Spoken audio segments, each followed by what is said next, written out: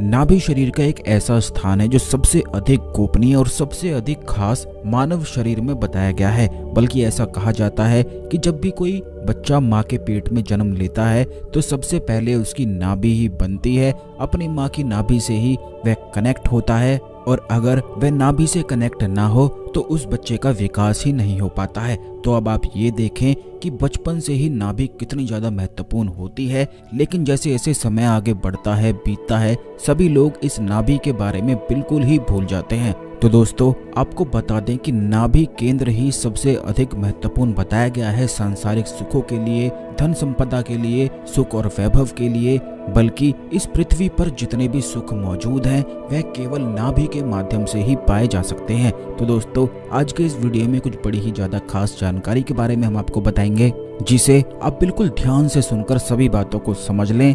लेकिन उससे पहले भगवान शिव को नमस्कार कर लें, वीडियो को लाइक करके कमेंट बॉक्स में ओम नमः शिवाय लिखकर और हर हर महादेव लिखकर। तो दोस्तों, आपको बता दें कि नाभि वह स्थान है जिसे मणिपुर चक्र कहा जाता है, यानी कि नाभि से 2 उंगली ऊपर मणिपुर चक्र होता है, जो कि अग्नि तत्व का स्थान है। और तंत्र में इस चक्र को सबसे अधिक महत्वपूर्ण इसलिए बताया जाता है क्योंकि यही चक्र के कारण सुख, संपत्ति, वैभव और इस दुनिया में जितने भी सुख मौजूद हैं केवल इसी चक्र के माध्यम से प्राप्त होते हैं। जिन लोगों के जीवन में धन की बहुत ही ज्यादा कमी होती है, कर्जे में हमेशा फंसे ही रहते हैं और बहुत ज्यादा मेहनत भी करते हैं, लेकिन फिर भी उन्हें धन प्राप्त नहीं हो पाता है, तो यह संकेत करता है कि उनकी नाभि बिल्कुल भी जागृत नहीं है। तो ऐसे में अगर नाभि को जागृत किया जाए, नाभि से जुड़े हुए प्रयोग किए जाएं, तो इससे नाभि प्रभाव में आ जाती है और जीवन में सुख संपत्ति की प्राप्ति होने लग जाती है। बहुत सारे लोगों के जीवन में ऐसे हालात होते हैं कि उनकी शादी जल्दी नहीं हो पाती है, शादी हो भी जाती है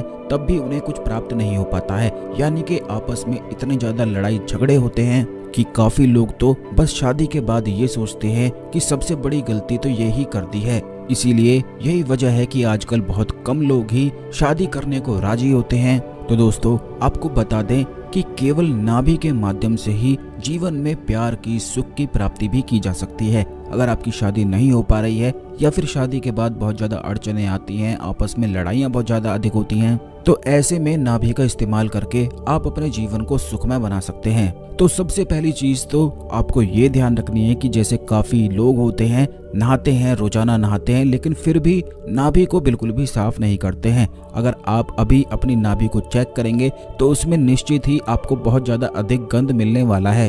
और अगर नाभि गंदी रहती है तो ऐसे में जीवन में दुख आने लग जाते हैं, धन की कमी होने लग जाती है, आपस में यानी कि पति पत्नी जो हैं उनमें आपस में प्यार नहीं हो पाता है, एक दूसरे के प्रति सम्मोहन, आकर्षण बिल्कुल ही समाप्त हो जाता है। यहाँ तक कि पति पत्नी में इतनी आपस में ऐसे लड़ाई हो जाती है कि एक दूसरे को देखना तक भी पसंद नहीं करते हैं। एक दूसरे को देख भी लेते हैं तो पूरा दिन ही एक दूसरे का खराब करने लग जाते हैं, इसीलिए एक दूसरे से भागते हैं। तो आप सबसे पहली चीज इस बात का ध्यान रखा करें कि जब भी नहाया करें तो नाभि को अवश्य ही साफ किया करें। दूसरी चीज ये है कि अगर आप अपने जीवन में प्यार, सम्मोहन और आकर्षण को कई गुना अधिक बढ़ाना चाहते हैं तो नाभि में आपको चंदन का तिलक रोजाना ही लगाना चाहिए, क्योंकि चंदन भगवान कृष्ण की प्रिय वस्तु है, जिसे भगवान श्री कृष्ण भी रोज अपनी नाभि में लगाते थे। और कई मंदिर में तो आज भी भगवान श्री कृष्ण की नाभि में चंदन का तिलक अवश्य ही लगाया जाता है। तो अब आप ये देखें कि जब स्वयं भगवान श्री कृष्ण चंदन का तिलक लगाते थे तो ये कितना अधिक लाभप्रद हो सकता है।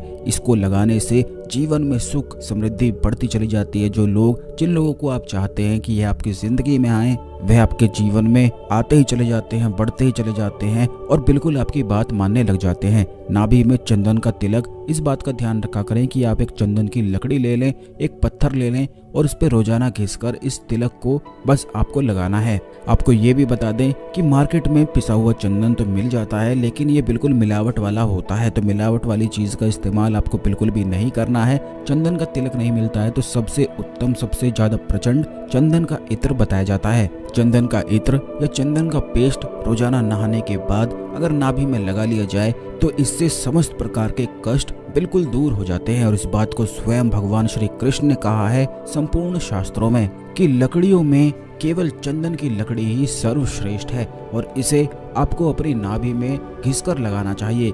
केवल घिसा हुआ चंदन जो आप स्वयं अपने हाथों से घिसते हैं वही लाभप्रद हो सकता है। अब दूसरी चीज ये है कि अगर आपके जीवन में बहुत ज्यादा अधिक शत्रु होते हैं तो आप इस बात का ध्यान रखें कि नाभि के माध्यम से आप अपने शत्रुओं को भी शक्तिहीन कर सकते हैं। अब ये करना किस प्रकार है, इसके लिए आपको 4 गेंदे के फूल लेने हैं और 4 ही चमेली के फूल आपको लेने हैं। इन सभी चीजों को एक साथ पीस कर ये बात ध्यान रखें कि पत्थर पर ही आपको इन्हें पीसना है, घिसना है और इनका पेस्ट बना के एक डिब्बी में तैयार करके रख लेना है।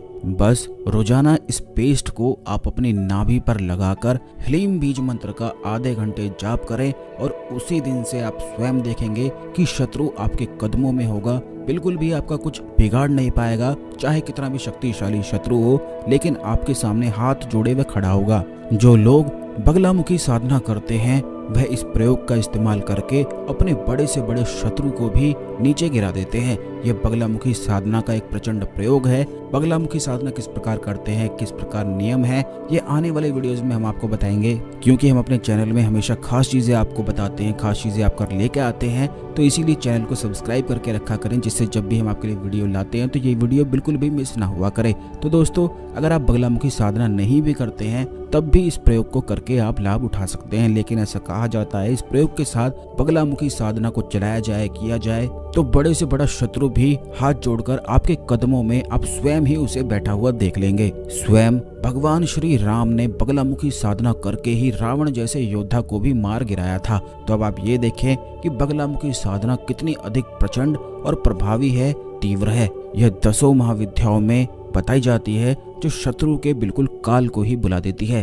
अब दोस्तों, काफी लोग ऐसे होते हैं जिनको बहुत ज्यादा अधिक गुस्सा आता है, इतनी तीव्रता उनमें आ जाती है कि अपना ही खून कई गुना अधिक फूंक लेते हैं। तो ये बात आप ध्यान रखें कि जिन लोगों को गुस्सा अधिक आता है उनकी बुद्धि केवल 10% ही कार्य करती है और वे हमेशा ही चिंता में, तनाव में, घबराहट में ही डूबे रहते हैं। उन्हें बिल्कुल भी सुख की प्राप्ति नहीं हो पाती है। अगर उन्हें इस संसार के संपूर्ण सुख भी उनके कदमों में रख दिया जाए तब भी वे गुस्सा करेंगे और उस सुख का कोई भी मजा नहीं ले पाएंगे, क्योंकि जो क्रोधी व्यक्ति है, जिसमें अधिक एकदम से ही जो उछट जाता है, वह अपने सुख को स्वयं ही क्रोध में बदल लेता है। तो आप इस बात का ध्यान रखें कि अगर आपको क्रोध की समस्या है तो आप अपनी नाभि में शहद लगाना शुरू कर दें। इससे बड़ी आसानी से आप अपने क्रोध पर काबू पा सकेंगे और जब चाहे, जैसे अभी अगर आपको कोई कुछ बोलता है, बहुत अधिक क्रोध आ जाता है, तो तब आप बड़ी आसानी से अपने क्रोध को अपने वश में कर पाएंगे।